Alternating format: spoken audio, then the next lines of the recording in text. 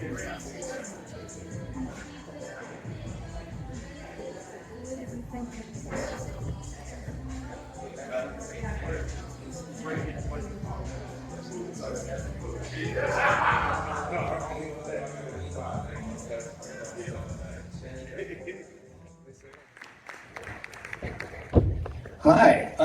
thank you everybody for being here. Thank you, UNINTERRUPTED, for putting this on, and to Village Roadshow and Religion of Sports, and to Wilt's family for allowing this to happen. This is a three-part documentary series for Showtime that is 30 years, later than maybe you would have thought it would have been, but Wilt's family was waiting for a moment that they felt like the story would be told that would reveal him as a person and a human being, and not just the amazing, fascinating basketball player and figure that we're all sort of familiar with.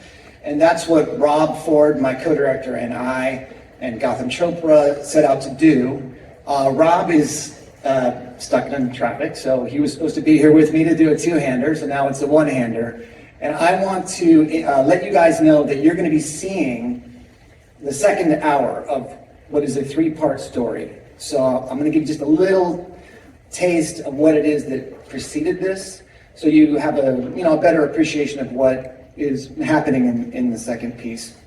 And obviously we know Wilt is this incredible athlete, basketball player, and we introduce all of that. You see his meteoric rise as the first superstar high school athlete ever, and the first African-American superstar athlete ever, which just coincided as he blows through like the sort of Jim Crow era rules that were trying to hold him down, and becomes globally famous, and he breaks all these records in the NBA. And we show you in hour one that journey into like the beginning of his NBA career and stuff you've heard of and know about, the 100-point game, the 50-point season. But we were interested in so much more than just his basketball. So we also start some story threads that you'll see evolve here in episode 2. One that really mattered a lot to Rob, especially to both of us, but it was very resonant for Rob as being a black entrepreneur himself, seeing Wilt as this revolutionary businessman who understood his value in a way that nobody ever had before, and was going to exercise that power to say, like, I am a partner in this thing with you. And you'll see a lot of that continue in this episode, but we lay the groundwork for that in episode 1. And Wilt is a person, and we see him as a child in a way that nobody's ever seen before.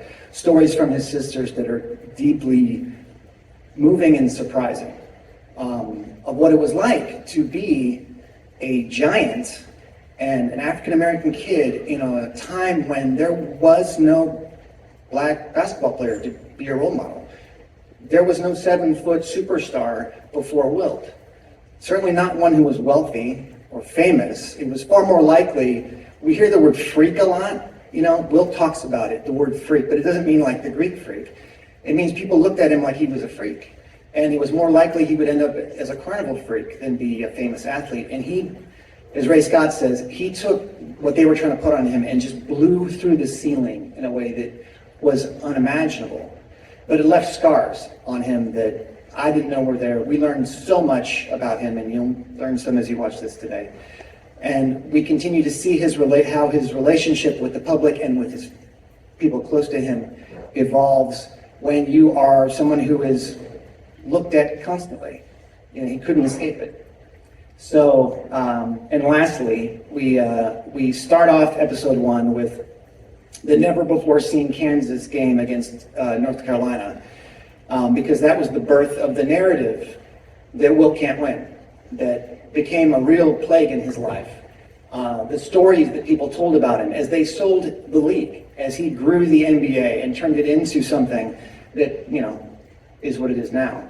It's all on his shoulders.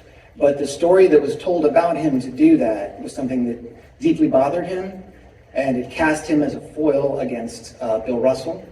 And we see that continue in this episode as well.